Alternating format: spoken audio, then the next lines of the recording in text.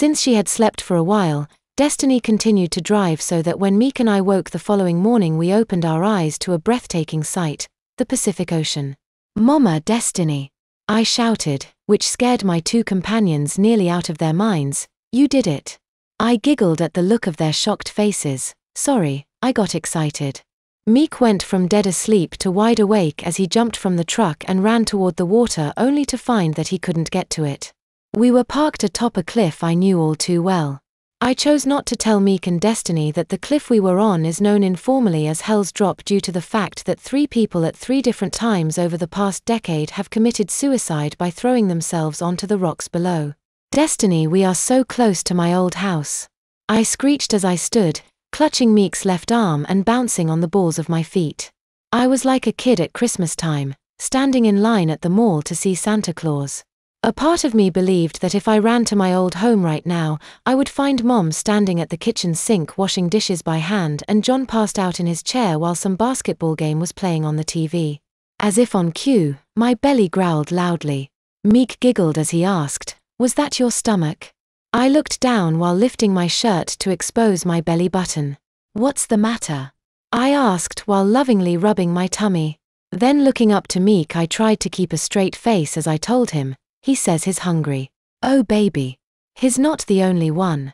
I could eat the asshole out of a cow right about now," Destiny said, while sitting on the front bumper of her truck and pulling me backward into a loose reverse bear hug.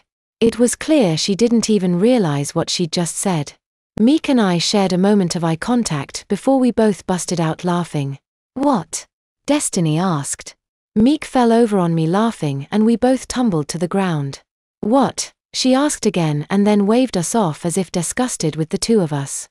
She leaned back against the truck and let out a loud moan. Meek rolled off me and was up on one knee when he expressed what he and I had both thought at the exact same time. "Whoa, you look beat."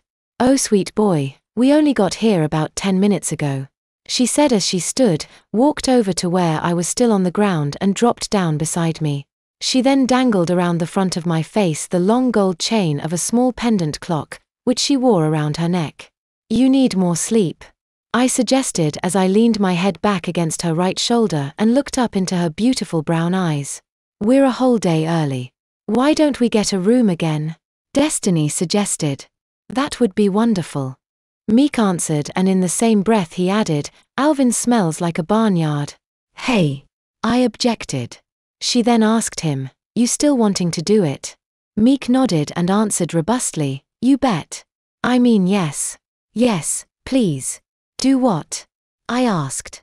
As if I hadn't spoken she said to him, "In that case, I say we go get some ZS, and then we can get you ready. And you're right, he does smell a bit."